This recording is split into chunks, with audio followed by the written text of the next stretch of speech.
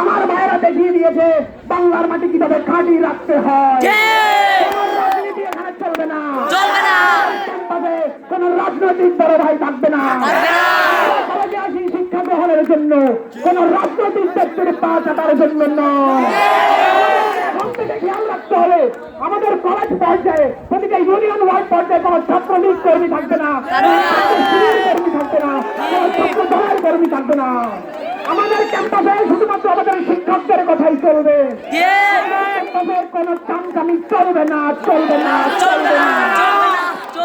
ভাইরা, আমরা আজ থেকে খেয়াল রাখবো আমাদের কলেজ, স্কুল, মাদ্রাসা প্রত্যেকটা প্রতিষ্ঠানের ম্যানেজিং কমিটিতে কোন ধরনের রাজনৈতিক ব্যক্তিত্বের অস্তিত্ব থাকবে না।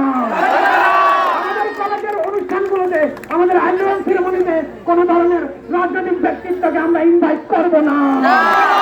আপনারা সংগ্রামী ভাই বোনেরা সদা প্রস্তুত থাকবেন যখন আমাদের কলেজ কিংবা স্কুলগুলোতে কোন রাজনৈতিক ব্যক্তিত্বের আবির্ভাব ঘটছে, আমরা কঠোর হাতে সেটা দমন করবো।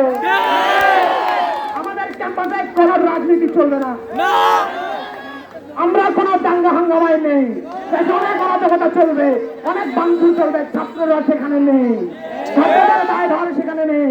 ছাত্ররা যখন আন্দোলনে নেমেছিল,